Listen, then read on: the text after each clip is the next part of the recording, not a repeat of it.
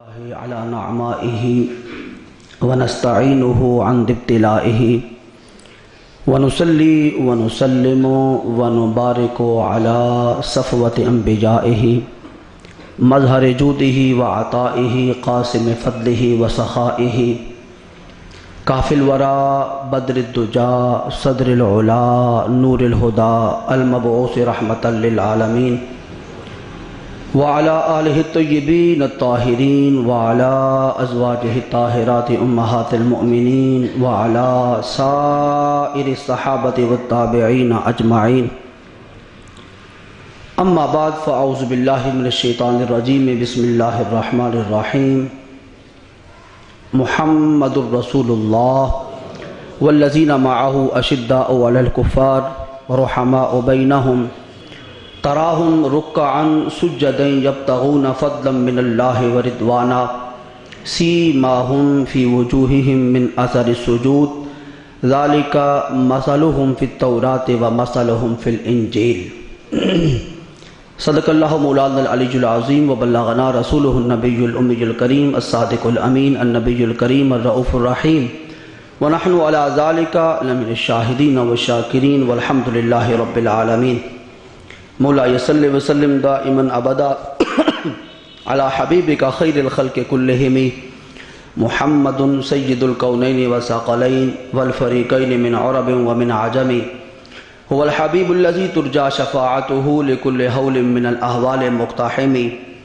یا رب بالمصطفى بلغ مقاصدنا واغفر لنا ما مضى یا واسع الکرم له همم لا منتہى لکبارها وہمتہ الصغرى اجل من الدہر یا رب جمعا طلبنا منک مغفرتا وحسن خاتمت یا مبدئ النعام مولا صلی وسلم دائما ابدا علی حبیبک خیر الخلق کلہم احباب ذی وقار، سب سے پہلے تو میں آپ کے گوش گزار یہ بات کرنا چاہتا ہوں کہ آج کی اس جمعۃ المبارک میں قبلہ حضرت صاحب دامت برکاتہم القدسیہ جن کا کلام، جن کی گفتگو، بلکہ میں یہ کہوں تو بے جا نہیں ہوگا کہ جن کی زیارت کے لیے آپ آتے ہیں، جن کی زیارت فیض بشارت کے لیے آپ دور دراز کے اپنے محلوں کو چھوڑ کے، اپنی مساجد کے جمعے چھوڑ کے جن کی زیارت کے لیے یہاں آتے ہیں، آج وہ پاکستان میں ہی موجود ہیں لیکن گجرات میں نہیں، ایک ایسی سرزمین پہ موجود ہیں جس سرزمین پہ صبح سے لے کے شام تک، شام سے لے کر صبح تک اللہ کی رحمتوں کا نزول ہوتا رہتا ہے۔ آپ سوچیں گے کہ وہ کون سی سرزمین ہے جہاں اللہ کی رحمتوں کا نزول نہیں؟ گجرات میں بھی اللہ کی رحمتوں کا نزول ہے، لاہور میں بھی اللہ کی رحمتوں کا نزول ہے۔ وہ تو اپنی رحمتیں ہر وقت پہ ہم اپنے بندوں پر نثار کر رہا ہے، نچھاور فرما رہا ہے، اپنی برکتوں سے لوگوں کو متمتع کر رہا ہے، لطف اندوز فرما رہا ہے، لیکن وہ ایسی کون سی بستی ہے جس بستی میں قبلہ حضرت صاحب نے اپنا آج کا جمعہ چھوڑا اور اس بستی کی زیارت کے لیے چلے گئے؟ بڑے اچنبے کی بات ہے، آج تک میری جتنی عمر جہاں گزری ہے قبلہ حضرت صاحب کے ساتھ میں نے ایسا نہیں دیکھا کہ جمعہ کا دن ہو اور پھر آپ یہاں تشریف فرما۔ وضاحت کر دینا چاہتا ہوں کہ قبلہ حضرت صاحب ادائیگی عمرہ کے لیے نہیں، اپنے لفظ واپس لیتا ہوں، بارگاہ نبوت و رسالت میں سلام پیش کرنے کے لیے جانا چاہ رہے ہیں، اور اس سے پہلے آپ نے فرمایا کہ وہاں تو حاضری بعد میں ہوگی، اپنے شیخ کریم کے قدموں کو چوم کے جانا یہ بہت بہتر ہوگا۔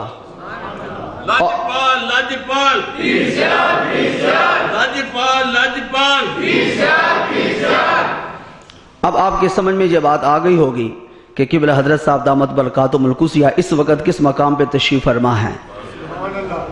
آپ اپنے آپ کو تنہا کبھی نہ سمجھا کریں، آپ اپنے گھروں میں ہوں یا اپنے مراکز میں ہوں یا اپنی تجارتی کاروبار کے سلسلے کے اندر ہوں، جس ہستی کے ساتھ آپ نے اپنا قلبی رشتہ جوڑا ہے اور جن کے ہاتھ میں اپنا ہاتھ دیا ہے وہ ہر لمحے آپ کے ساتھ ہوتے ہیں۔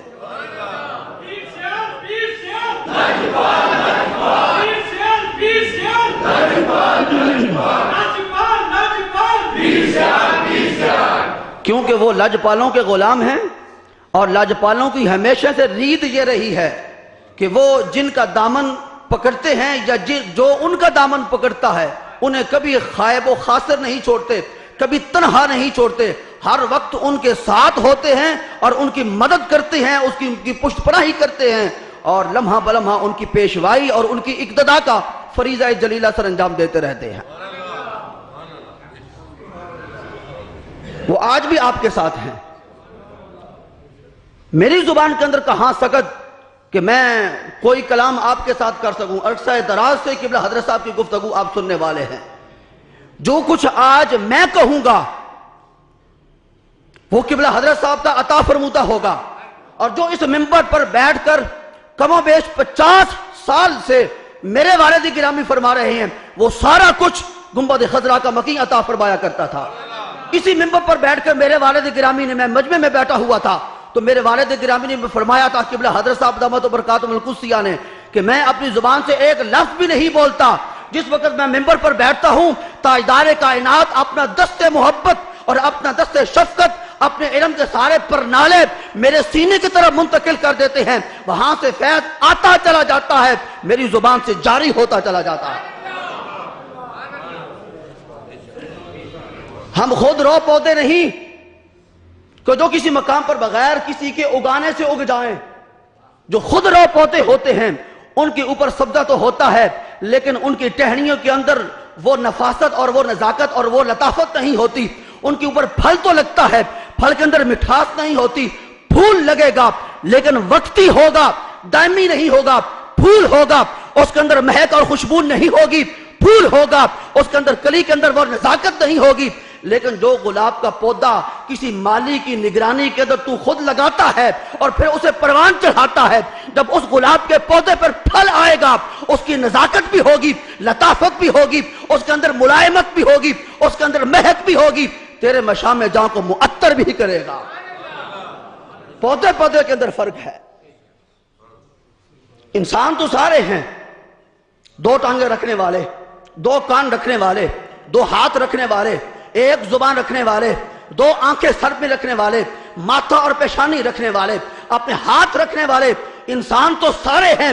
ابو لہب بھی انسان، ابو جہل بھی انسان، کیا ابو بکر اور ابو لہب میں فرق کوئی نہیں؟ ابو جہل اور ابو لہب خود رو پودے ہیں، اور ابو بکر صدیق کے اس شجرہ مبارکہ کی آبیاری دست مصطفیٰ نے خود فرمائی ہے۔ اور جتنا اعلیٰ مالی ہوگا، جتنا اعلیٰ نگران ہوگا، جتنا اعلیٰ نگہبان ہوگا، جتنا اعلیٰ پاسبان ہوگا، درخت اتنا تناور ہوگا، اتنا مضبوط ہوگا، اتنا خوشبودار ہوگا، اتنا ذائقے دار ہوگا، اتنا شیریں ہوگا، اور اتنی ہی محبت کی فضا کو معطر کرنے والا ہوگا۔ اور ایسے درخت محبت کے بارے میں قرآن مجید فرقان حمید نے فرمایا کہ کلمۃ شجرۃ طیبۃ اصلھا ثابت وفرعھا فی السماء۔ اس درخت کو عام درخت نہ سمجھو کہ اس کی اوپر والی زمین کی جو سطح ہے اس کے اندر اس کی جڑیں ہیں۔ اللہ کریم فرماتے ہیں یہ محبت کا درخت، یہ کلمہ طیبہ کا درخت جنہوں نے اپنے دل کے اندر لگا لیا، یوں سمجھیں کہ اس کی زمین کی ساتوں زمینوں کی تہوں تک اس کی جڑیں گئی ہوئی ہیں، اور اس کی جو شاخیں ہیں وہ آسمانوں میں ہیں۔ کلمۃ طیبۃ اصلھا ثابت وفرعھا فی السماء، اور اس کی آسمان میں شاخیں۔ مجھے ایمان سے کہیے اس منبر رسول سے کبھی محبت رسول کے بغیر کوئی اور کلام بھی آپ نے سنا؟ محبت رسول کے بغیر اس منبر سے کبھی اور کوئی کلام آپ نے سنا؟ اسی بات کے آپ عادی ہیں۔ آئیے اسی نسیم جافزاں سے میں آپ کے مشام جاں کو معطر کرنے کی کوشش کرتا ہوں۔ کوئی اور اگر راگ چھیڑ دوں گا تو یقیناً آپ کو پسند نہیں آئے گا، اور راگ کوئی اور ہمارے پاس ہے بھی نہیں۔ اللہ کا عطا کردہ ایک ہی تحفہ ہے ہمارے پاس جو نسلاً بعد نسلاً منتقل ہوتا ہوتا آج ہمارے پاس موجود ہے، اور دعا کریں اللہ کریم تا قیام قیامت اس فیضان کو جاری و ساری رکھے۔ جو آیہ کریمہ ایک آپ کے سامنے خطبے میں تلاوت کرنے کا شرف حاصل کیا ہے، اللہ رب العزت اس ارشاد فرماتے ہیں محمد الرسول اللہ، محمد اللہ کے رسول ہیں۔ بس عجیب انداز ہے اللہ رب العزت کا اپنے کلام پاک کے اندر، عجیب انداز ہے۔ میں تو حیران رہ جاتا ہوں جب قرآن پاک کھولتا ہوں۔ اب اسی آیت کریمہ کے ایک مختصر سے حصے کو ذرا دیکھیے، اس کا انالیسائز کیجئے، اس کا تجزیہ کیجئے، تو آپ کو پتہ چلے گا کہ کتنی محبت ہے اس آیت کریمہ کے ایک حصے کے اندر۔ اس آیت کریمہ کا آغاز بھی خوبصورت، اس کا درمیان بھی خوبصورت، اور اس کی انتہا بھی خوبصورت۔ محمد رسول اللہ، اس کو جس طرف سے پڑھنا شروع کرو، محبت کے بغیر تم ایک قدم بھی آگے نہ بڑھا سکو گے۔ پہلا لفظ کیا ہے؟ محمد۔ دوسرا لفظ کیا ہے؟ رسول۔ تیسرا لفظ کیا ہے؟ اللہ۔ ادھر سے شروع کرو، تب محبت کا مشاع میں جا تمہارے مشاع میں جا کو معطر کرے گا۔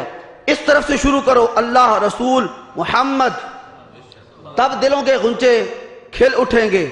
درمیان سے شروع کر کے ادھر جاؤ تب محبت ہے، ادھر سے شروع کر کے ادھر جاؤ تب محبت ہے۔ پہلے محمد کو رکھو تب محبت، رسول کو رکھو تب محبت، اللہ کو رکھو تب محبت، اللہ کو رکھو، رسول کو رکھو، محمد کو رکھو۔ جس سمت سے دیکھو گے، جس جہت سے دیکھو گے، اس کلمے کے اندر محبت ہی محبت بھری ہوئی ہے۔ ترجمہ اس کا کیا ہے؟ محمد صلی اللہ علیہ وسلم اللہ کے رسول ہیں، اللہ کے۔ اب اس کا دوسری طرف سے ترجمہ کرتا ہوں، اللہ کے رسول محمد ہیں۔ اس طرف سے ترجمہ کیا ہوگا؟ محمد اللہ کے رسول۔ اس طرف سے ترجمہ کیا ہوگا؟ اللہ کے رسول محمد ہیں۔ اور درمیان سے ترجمہ شروع کروں تو معنی کیا بنے گا؟ رسول محمد اللہ کے ہیں۔ چوتھا معنی کیا ہوگا؟ رسول اللہ کے محمد ہیں۔ رسول اللہ کے نہیں سمجھے، اس جملے پر تو تڑپ جانا چاہیے تھا۔ رسول اللہ کے محمد ہیں۔ عجیب انداز ہے اللہ کی محبت کا۔ رسول اللہ کے محمد ہیں اور اللہ رسول کا محمد ہے۔